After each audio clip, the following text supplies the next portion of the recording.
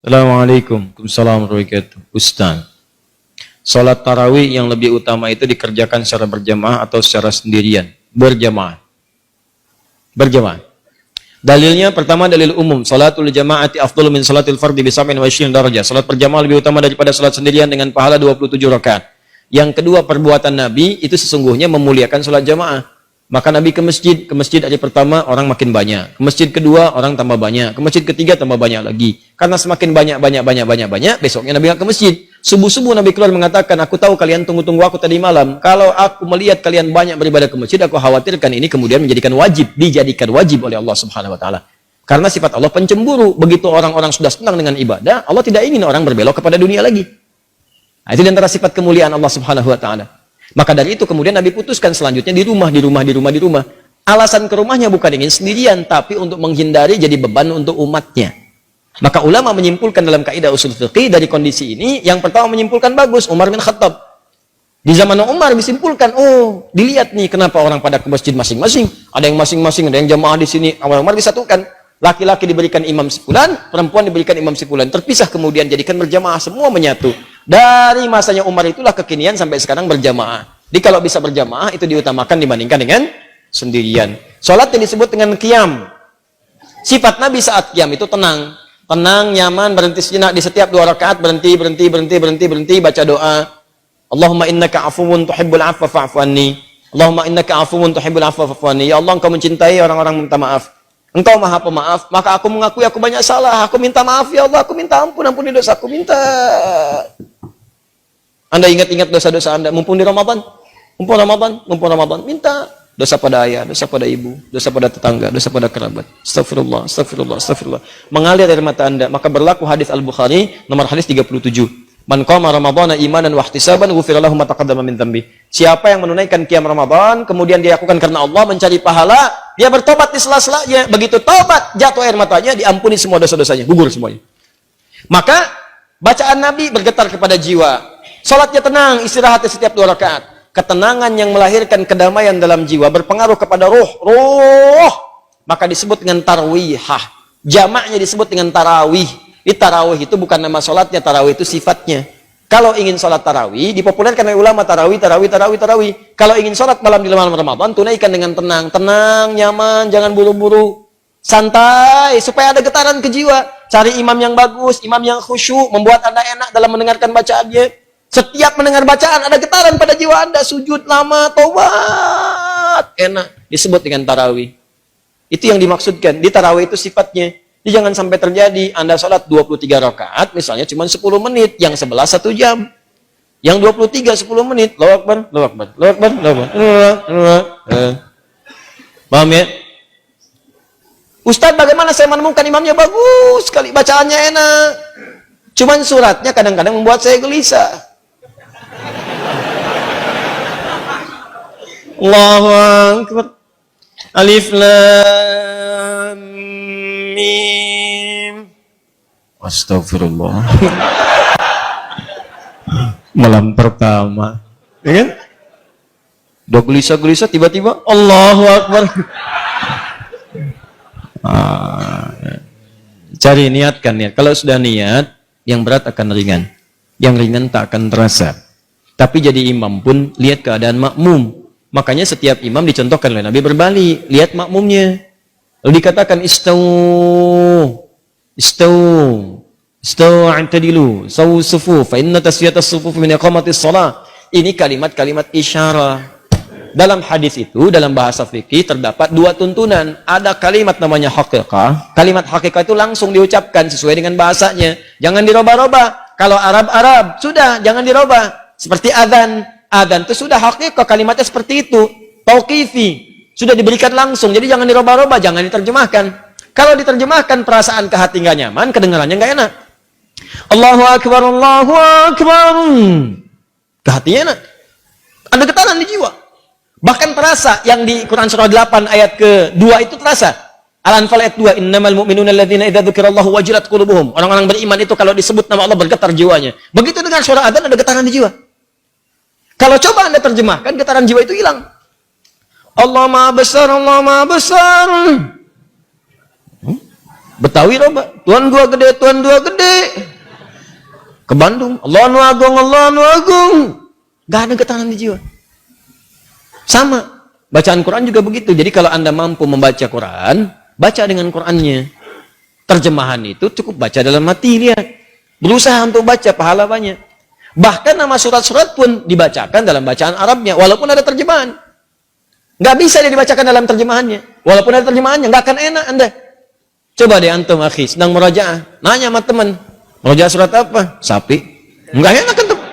Ente apa? Semut. Murajaah surat apa? Al-Baqarah. Masya Allah. Antum apa? An-Naml. Lain, getaran kejiwaannya beda. Dia lagi ngapain? Murajaah, baca Quran. Surat apa? An-Nisa. Tuh. Beda. Baca surat apa sih itu? Surat Mama. Mama. Lain kan?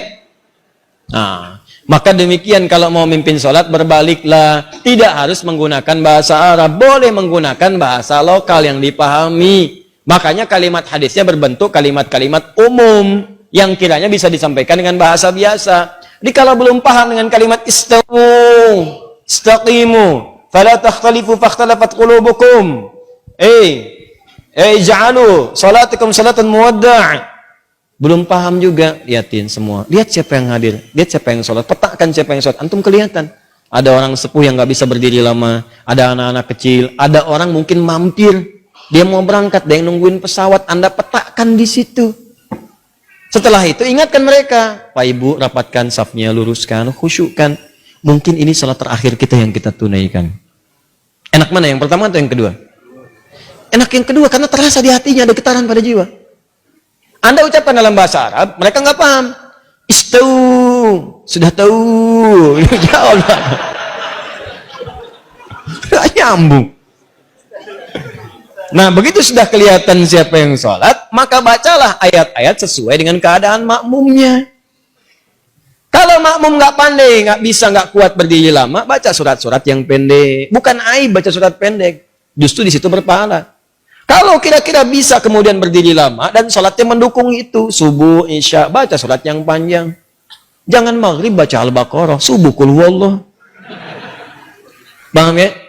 Awas hati-hati, ini menyesuaikan karena Mu'adz pernah mengimami, Mu'adz bin Jabal. Bayangkan sholat maghrib, sholat isya, bacakan Al-Baqarah. Di belakang orang baru pulang kerja, makmum di belakang, begitu makmum yang di belakang Allahu Akbar, baca Al-Baqarah sampai tuntas. Begitu salam kosong. Kejadian. Kata Mu'adz, pada munafik nih orang, katanya munafik karena ciri orang munafik itu malas-malasan sholat isya. Nggak terima orang datang ngadu ke Nabi. Ya Rasulullah, si Mu'adz tuh kenapa Mu'adz nyebut kami munafik? Ya, padahal saya si Fulan disebut munafik katanya kan? Baik. Sebut bisa. Setelah itu dipanggil Mu'adz, jadi klarifikasi. Ini klarifikasi, kalau ada yang kurang tepat klarifikasi. Mu'adz, apakah benar kamu mengimami baca Al-Baqarah? Benar ya Rasulullah. Kenapa kamu baca itu? Saya kan contoh Anda. Saya sholat di belakang Rasulullah. Rasulullah baca surat Al-Baqarah. Siapa yang saya rasakan itu yang saya praktekkan. Wah, pinter. Nabi lebih pinter. Kata Nabi, kamu benar ya Mu'adz. Tapi kan imamnya saya, makmumnya kamu. Kalau kasus kamu, imamnya kamu, makmumnya mereka. Nggak kuat keadaannya, maka sesuaikan dengan mereka. Paham ya? Baik. Cerita imam itu banyak. Nah, cerita imam banyak. Baik. Sama dengan cerita suami tanya kepada istri, ya, Mama, bisa kamu mengizinkan Papa menjadi imam untuk Mama? Boleh Pak, Masya Allah, Mama senang sekali, Masya Allah, Alhamdulillah Mah. Kalau imam harus ada berapa Mah? Harus satu imam, tuh nggak boleh banyak. Kalau makmum boleh dua? Boleh. Oh, senang banget sebelah sini tuh. Saya nggak teruskan Bu, saya nggak teruskan. Tenang aja ya Bu, tenang. Belum selesai kisahnya, ntar kapan-kapan kita bahas. Teruskan. Masih ada waktu? 3 menit ya, 3 menit ya. Waalaikumsalam warahmatullahi wabarakatuh. Apakah ketika kita bertobat dengan sungguh-sungguh, benda, tempat, apapun yang pernah kita pakai, kita kunjungi dan bersaksi jika sudah pernah membawa atau digunakan untuk keburukan? Maksudnya, kalau Anda pernah bermaksiat, atau orang lain lah, jangan Anda, kalau seseorang pernah berbuat maksiat di satu tempat atau menggunakan satu benda, apakah kalau bertobat benda itu dan tempat itu akan bersaksi lagi di hari kiamat?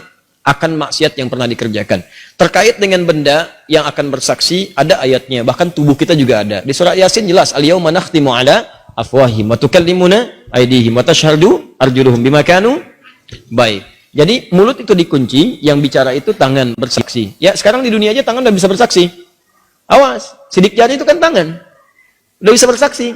Siapa pelakunya? Yang megang gelas, ada sidik jarinya di sini. Kan? Hati-hati.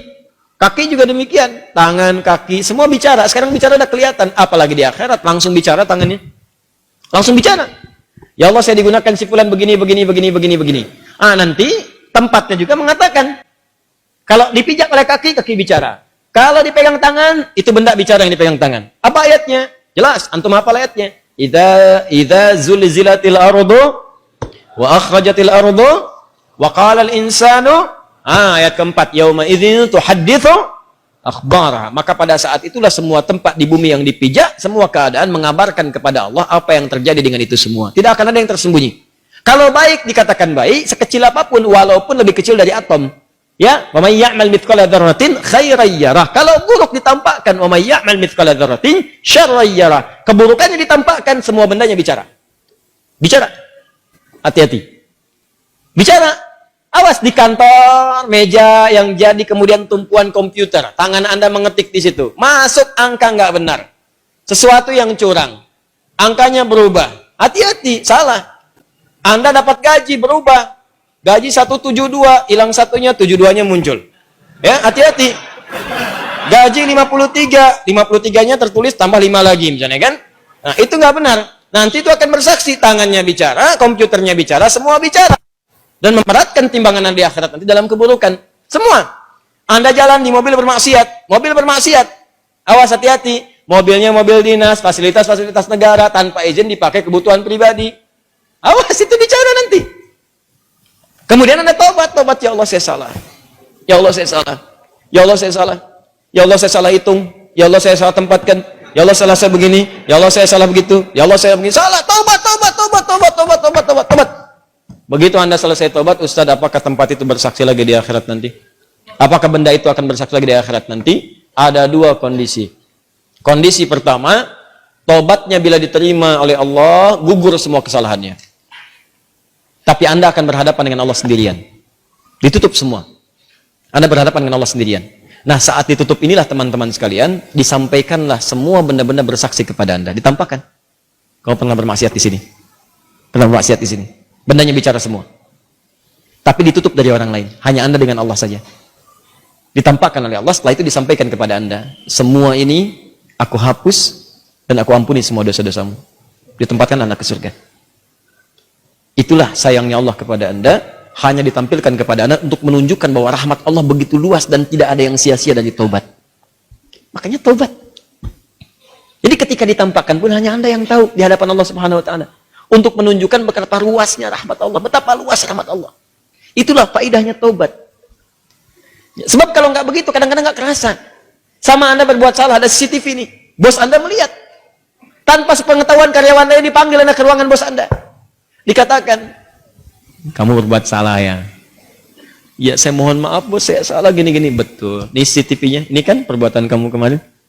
Ya, sudah. Saya sudah lihat kamu menangis kemarin. Saya sudah lihat kamu mengakui ke istri kamu kemarin. Istri kamu bicara dengan saya. Sudah, saya maafkan. Jangan diulang lagi. Ini antara saya dengan kamu. Ini saya hapus semuanya ya. Sudah, nggak ada orang yang bisa akses lagi. Kamu bagus, sudah mengakui kesalahan. Gaji kamu saya naikkan. Sudah, sekarang nikmati dengan keluarga. Dia cerita sama temannya, besoknya temannya berbuat salah juga gitu ya. Ini keliru. Paham ya? Ini kondisi yang pertama, supaya Anda sadar rahmat Allah begitu luas, ditampakkan. Yang kedua, dihapus semua, sudah. Yes, habis semua. Habis. Tutup. Jadi begitu dia tobat, benda nggak bicara lagi, tempat nggak bicara lagi, selesai aja, habis semuanya, habis, selesai. Ya, sudah.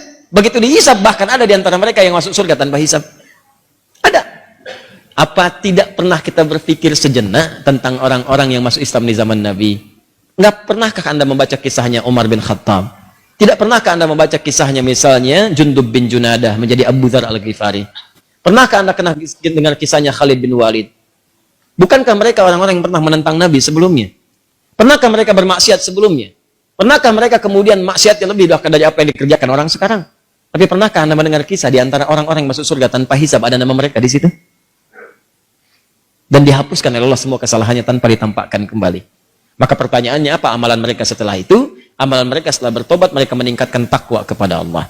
Karena itu di surah Al-Anfal ayat ke-29 Allah berjanji, siapa yang mampu meningkatkan takwanya kepada Allah, maka Allah akan nukaffir anhu sayyiatihim. Allah akan hapus semua kesalahannya. Hapus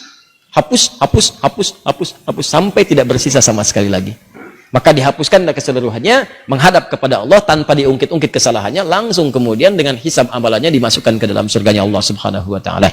Termasuk yang demikian juga yang suka menutup aib orang lain. Ya, tutup aib juga di rumah tangga.